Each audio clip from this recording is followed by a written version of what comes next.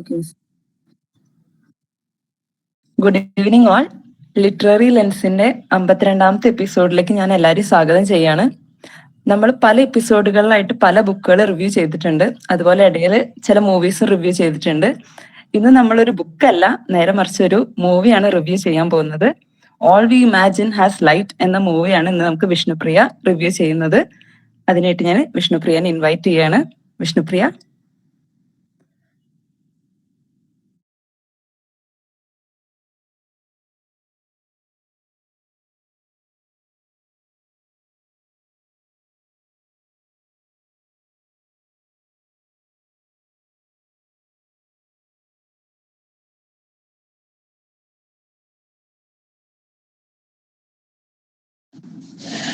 Okay.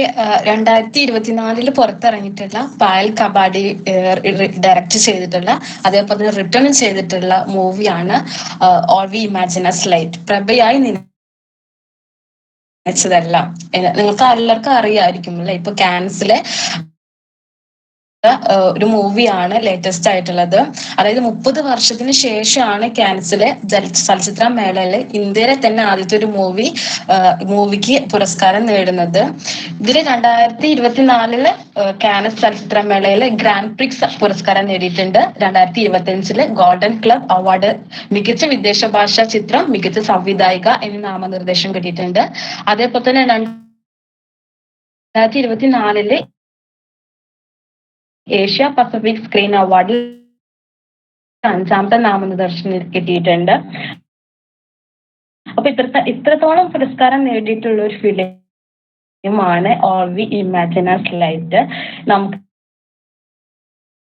ഇതിലെ ചില കഥാപാത്രങ്ങൾ നമുക്ക് അറിയാവുന്നതാണ്. മലയാള സിനിമയിലുള്ള അഭിനയിച്ചിട്ടുള്ള ആൾക്കാരും കൂടി ഇതിൽ ഇൻക്ലൂഡഡ് ആണ്.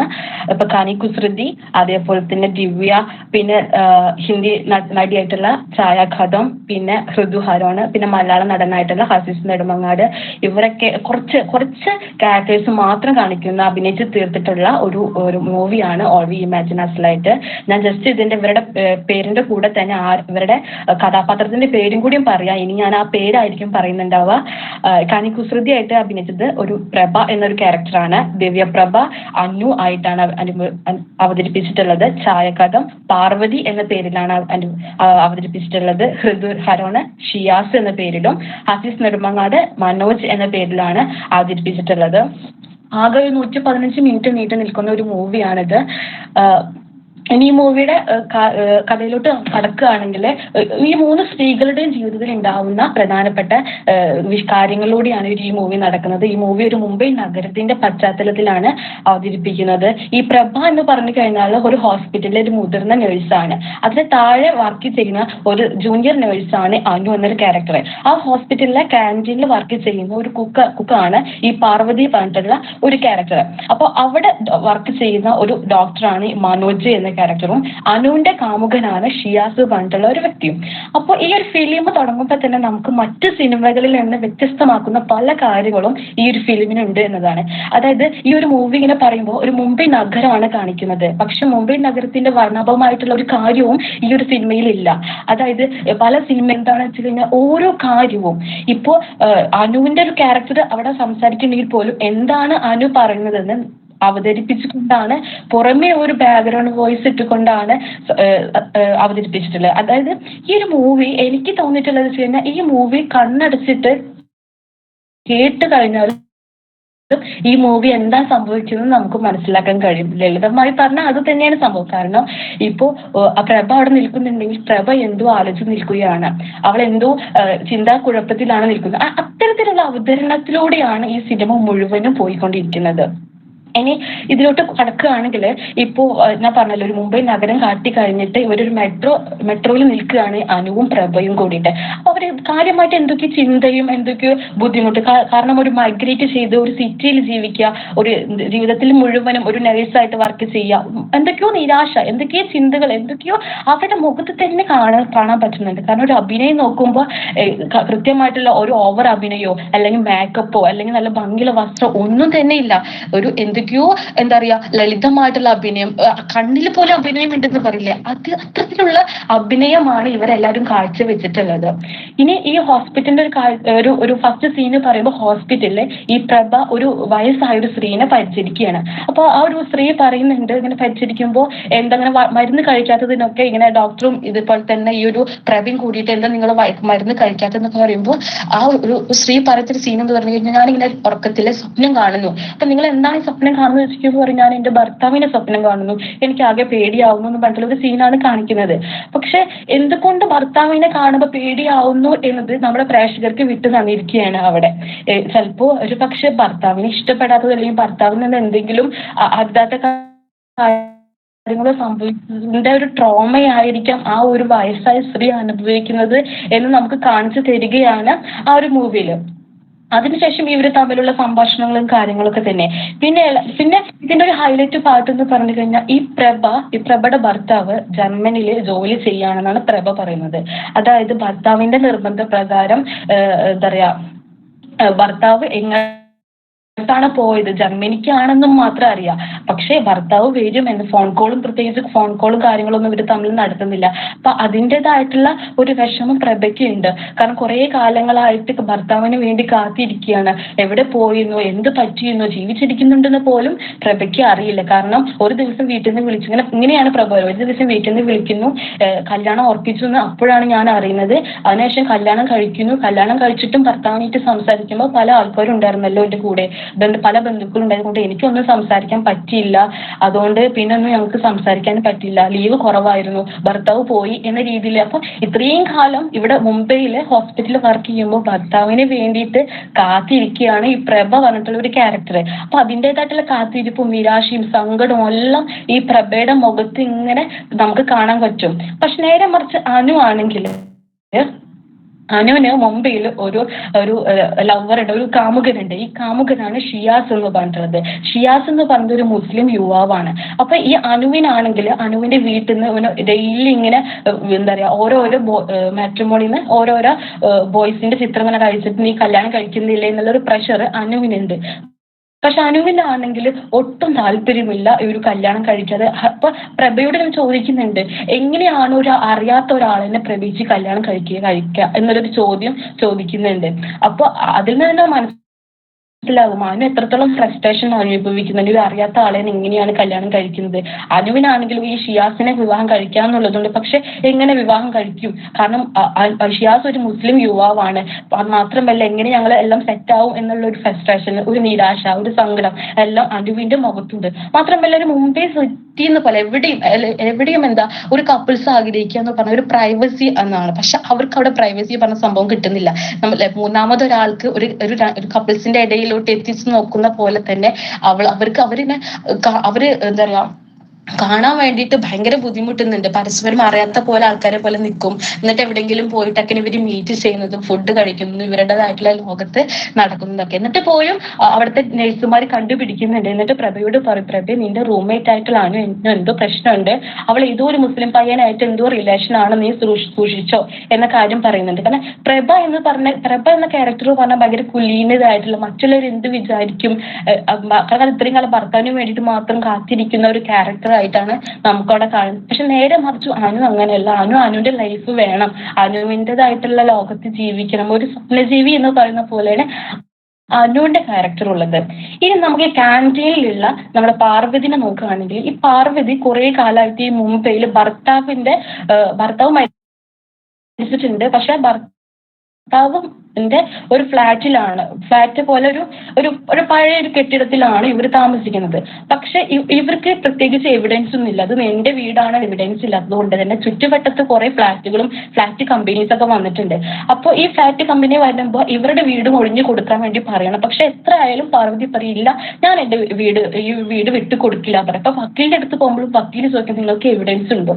അപ്പൊ ഇതിൽ അവതരിക്കുന്നത് നിങ്ങൾക്ക് എവിഡൻസ് ഉണ്ടെങ്കിൽ എന്തെങ്കിലും ഒരു തെളിവ് ബാക്കി വെച്ചിട്ടുണ്ടെങ്കിൽ മാത്രമേ ഈ ലോകത്ത് ജീവിക്കാൻ പറ്റുള്ളൂ എന്നാണ് പറയുന്നത്. എത്ര തന്നെ ആയാലും പാർവതി വിട്ടു പോയില്ലെങ്കിലും ഗ്യാങ് എന്താ പറയാ ഗുണ്ടകൾ വന്നിട്ട് ഇവരെ അതൊന്നും കാണിക്കുന്നില്ല, പറയാണ് മാത്രമേ ചെയ്യുന്നുള്ളൂ. ഗുണ്ടകൾ വന്നിട്ട് ഇങ്ങനെ ഉപദ്രവിക്കുക, അവരെ ഭീഷണിപ്പെടുത്തുമ്പോൾ അവസാനം ഗതി കേട്ടിട്ട് പാർവതി പറയുന്ന ഓക്കെ ഞാൻ ഇവിടെ നിന്ന് പോവാം എന്ന രീതിയിലാണ് അവർ പറയുന്നത്. അപ്പൊ ആ ദേഷ്യം പോലും അവർ കാണിക്കാൻ പറ്റില്ല. കാരണം അവിടെ ഉള്ള ഒരു മുംബൈ സിറ്റിയാണ്, അവിടെ ഒന്നും കാണിക്കാൻ പറ്റില്ലെങ്കിൽ പോലും ഇവരെന്ത് ചെയ്യുന്നത് വെച്ച് കഴിഞ്ഞാൽ പ്രഭയെയും കൂട്ടിയിട്ട് ആ ഒരു ഫ്ലാറ്റിന്റെ കമ്പനിയുടെ ഇതുണ്ടായിരുന്നു, ഫ്ലക്സുകൾ നിറയണ്ടേ, അപ്പൊ അതിന്റെ മുകളിലേക്ക് അവർ കല്ലെടുത്ത് എറിയുന്ന ഒരു സീനൊക്കെ ഇതിൽ, അതായത് അങ്ങനെയെങ്കിലും അവരുടെ ഫ്രസ്ട്രേഷൻ ആ ഒരു സ്ത്രീയുടെ രോദനം തീർക്കട്ടെ, അങ്ങനെങ്കിലും എന്നിട്ട് ആ കല്ലെടുത്ത് എറിഞ്ഞിട്ടാണ് അവർ ചിരിച്ചുകൊണ്ടാണ് ഓടുന്നത്.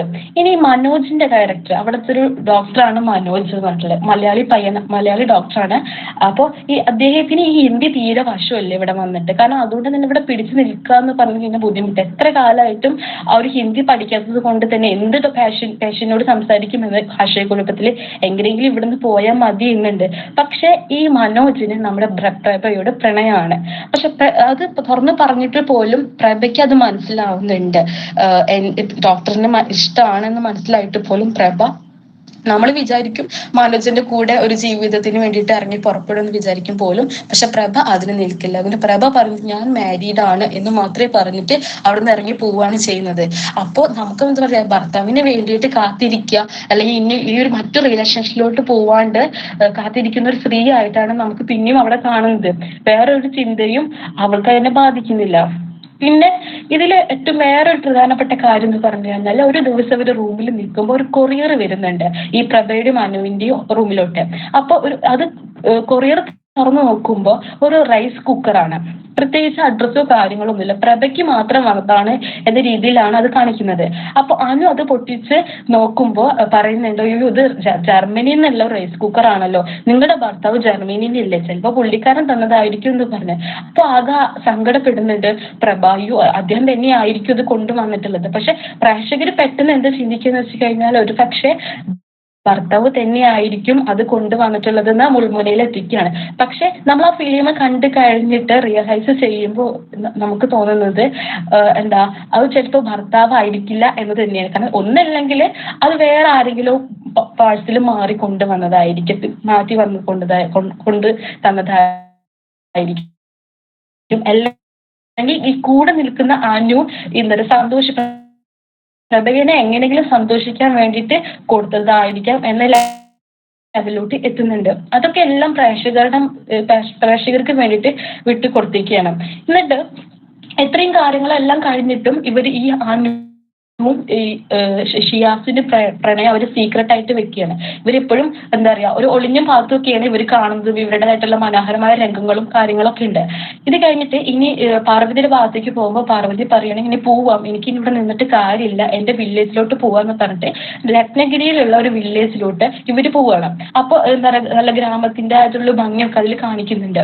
എന്നിട്ട് അവിടെ പോകുമ്പോൾ അവരുടെ ഒരു പഴയൊരു വീട് കാണിക്കുന്നുണ്ടല്ലോ. അപ്പോൾ കറണ്ടും കാര്യങ്ങളൊന്നും കാണിക്കുന്നില്ല, ആകെ ഒരു ചെറിയൊരു വീട്. അപ്പൊ ഇതിലൊരു സീൻ എന്ന് പറഞ്ഞു കഴിഞ്ഞാൽ, അതിന് വില്ലേജിലോട്ട് എത്തിയൊരു സീൻ എന്ന് പറഞ്ഞു കഴിഞ്ഞാല് ഇവർക്ക് പ്രഭയ്ക്ക് എന്താ പറയാ ഒരു മൂത്രമൊഴിക്കാൻ പോലും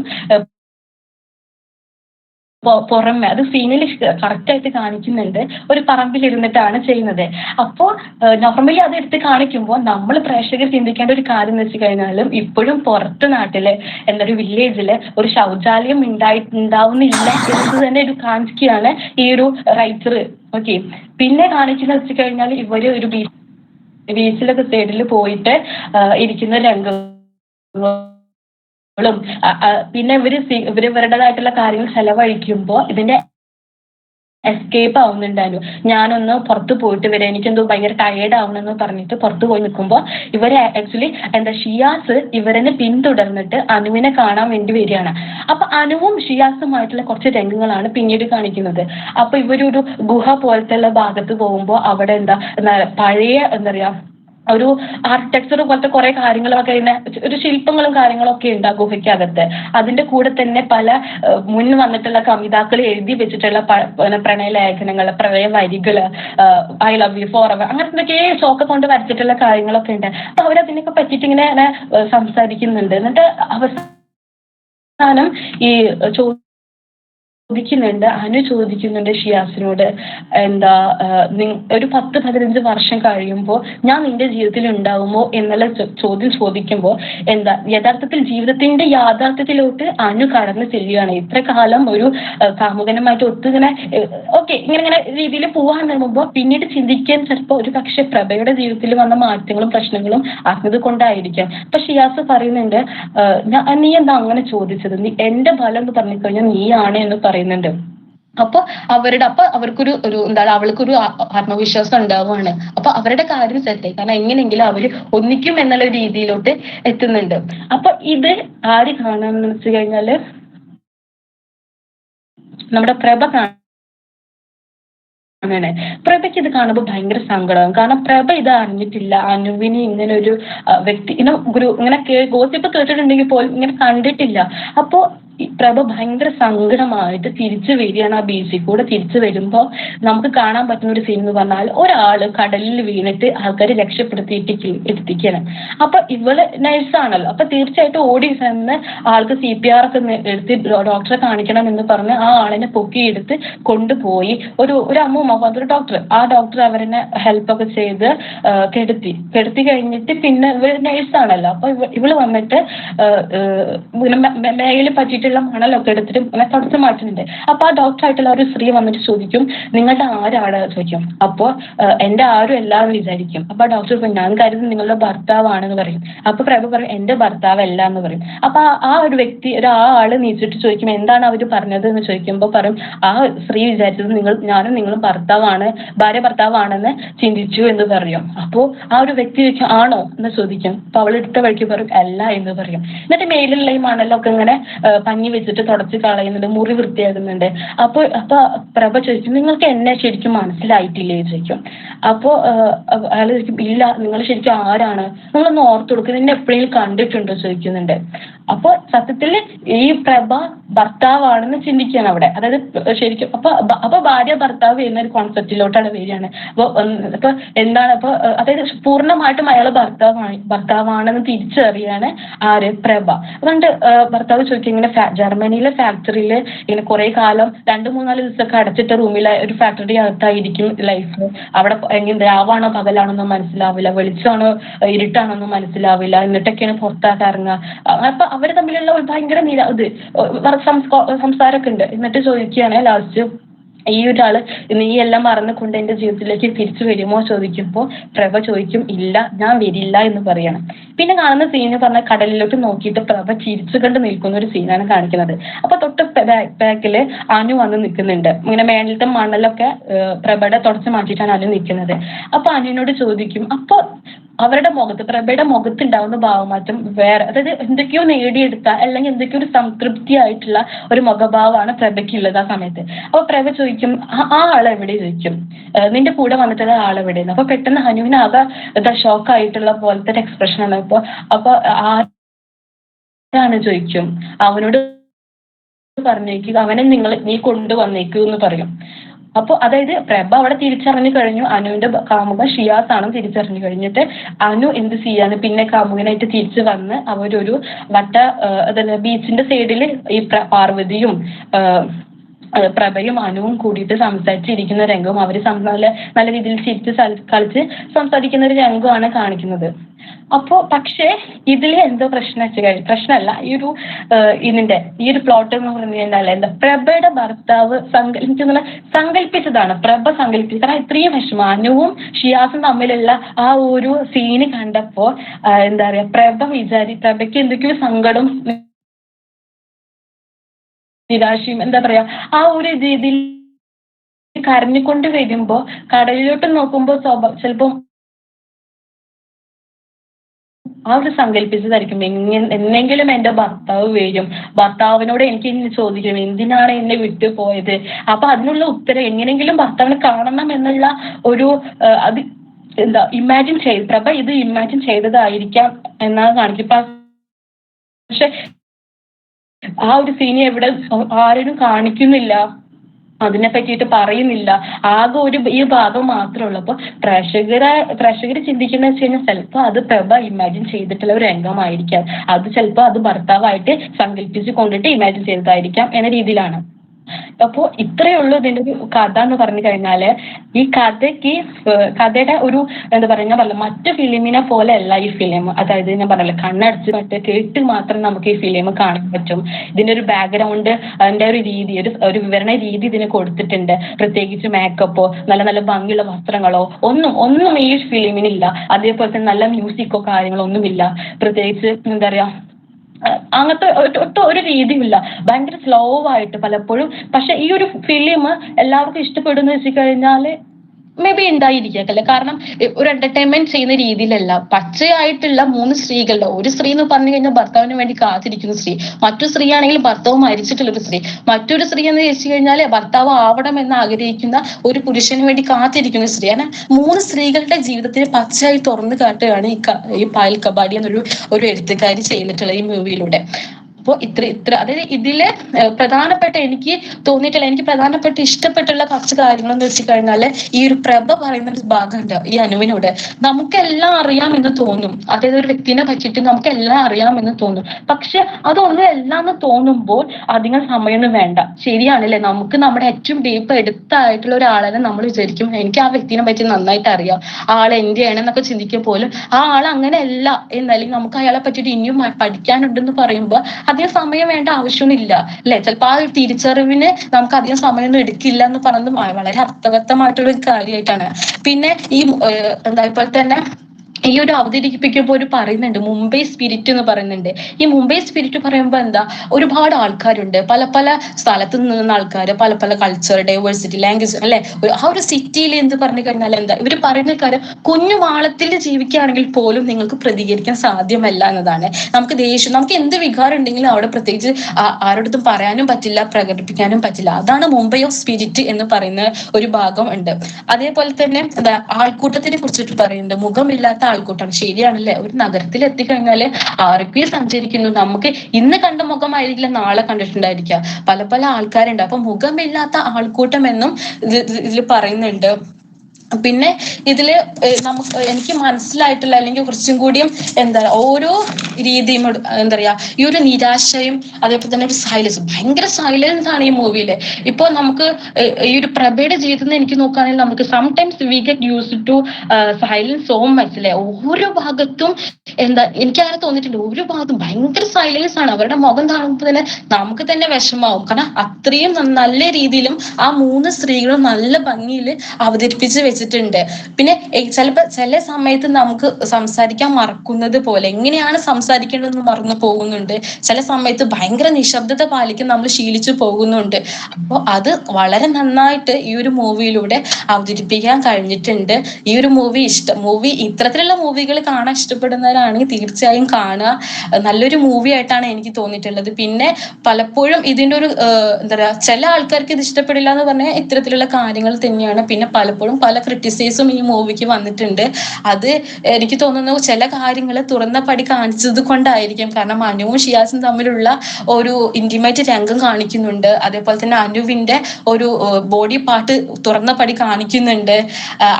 അത്തരത്തിലുള്ള കാര്യങ്ങൾ ഒരു പക്ഷെ എന്തിനാണ് ഇങ്ങനെ കാണിച്ചു എന്ന് ചോദിച്ചു കഴിഞ്ഞാല് അതായത് പലതരത്തിലുള്ള ചോദ്യങ്ങളും ഇത് ഈ മൂവിക്ക് ഉന്നയിക്കാവുന്നതാണെങ്കിൽ പോലും, കാരണം ചില കാര്യങ്ങള് പച്ചയായി കാണിക്കുമ്പോഴാണ് ആ ഒരു കഥാപാത്രം പൂർണ്ണതയിൽ എത്തുമെന്ന് ഞാൻ വിശ്വസിക്കുന്നുണ്ട്. സോ എന്തായാലും നല്ലൊരു മൂവി ആയിട്ടാണ് എനിക്ക് തോന്നുന്നത്. കാരണം നല്ലൊരു എക്സ്പീരിയൻസ് ആണ്. മറ്റു മൂവിയിൽ നിന്ന് വെച്ച് നോക്കുമ്പോൾ ഈ ഒരു മൂവി കാണുക എന്ന് പറയുമ്പോൾ നല്ലൊരു എക്സ്പീരിയൻസ് ആയിട്ടാണ് എനിക്ക് തോന്നിയിട്ടുള്ളത്. എല്ലാവരും കാണാം. Thank you.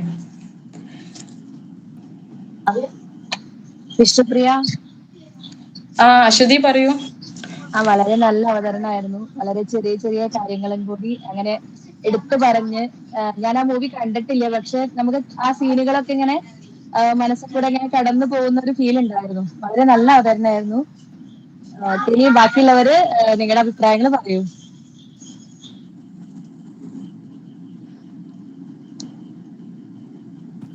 വിഷ്ണുപ്രിയ, വളരെ നല്ലൊരു പ്രസന്റേഷൻ ആയിരുന്നു. നമുക്ക് ആ രണ്ട് സ്ത്രീകളെ കുറിച്ചിട്ട്, രണ്ടല്ല മൂന്ന് സ്ത്രീകളെ കുറിച്ചിട്ടുള്ള അവരുടെ ലൈഫിൽ ഉണ്ടായിരുന്ന കാര്യങ്ങളൊക്കെ വളരെ നന്നായിട്ട് തന്നെ എക്സ്പ്ലെയിൻ ചെയ്തിട്ടുണ്ട്. അതുകൊണ്ട് തന്നെ ആ സ്റ്റോറിയുടെ ഡെപ്ത് എന്താന്നുള്ളത് മനസ്സിലാക്കാൻ പറ്റിയിട്ടുണ്ട്. അപ്പോൾ നല്ല പ്രസന്റേഷൻ ആയിരുന്നു. Okay, thank you.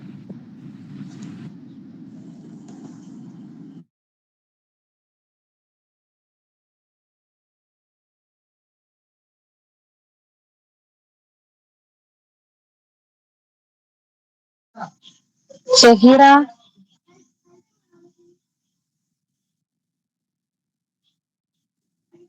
ഷഹീറ കേൾക്കുന്നുണ്ടോ? കേൾക്കുന്നുണ്ട്. ഷഹീറ പറയൂ. കേൾക്കാം. വളരെ നല്ല പ്രസന്റേഷനാണ്. ഞാൻ അവിടെ ഇങ്ങനെ ഇരുന്ന് പോയി. 3 സ്ത്രീകളെ കുറിച്ചിട്ട് നല്ല വൃത്തിയിൽ നല്ല രസത്തിൽ പറഞ്ഞു. കേട്ടിരിക്കാൻ നല്ല രസമുണ്ടായിരുന്നു. അതിന്റെ ഒരു കഥ നമ്മള് ആ മൂവിയിലൂടെ കടന്നു പോകുന്ന പോലെ ഒരു ഫീൽ ഉണ്ടായിരുന്നു. നല്ല പ്രസന്റേഷൻ ആയിരുന്നു. Thank you. Thank you Shahira. Lakshmi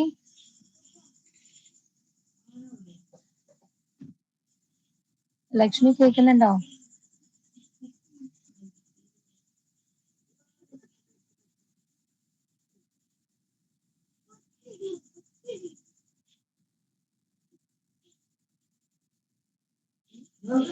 Lakshmi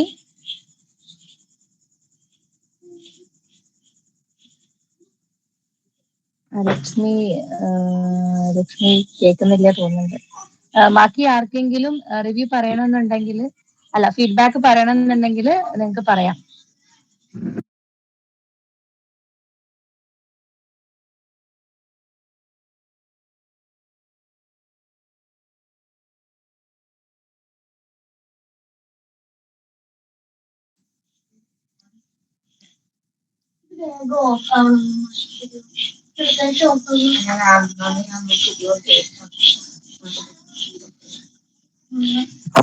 ഇനി ആരെങ്കിലും ഫീഡ്ബാക്ക് പറയുന്നുണ്ടോ?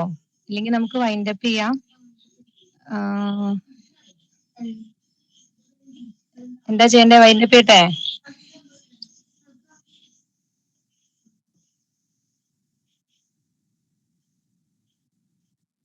വിഷ്ണുപ്രിയ, അപ്പോ വളരെ നല്ല പ്രസന്റേഷൻ ആയിരുന്നു. ഇതിപ്പോ ഈ ഒരു പ്രസന്റേഷൻ കേൾക്കാൻ എനിക്ക് തോന്നുന്നു ഇതിന്റെ ആ ഒരു തിരക്ക് കാരണമാണ് ആൾക്കാർ കുറഞ്ഞു പോയത്. എന്തായാലും എല്ലാവരും ഇത് കാണട്ടെ. Okay, thank you.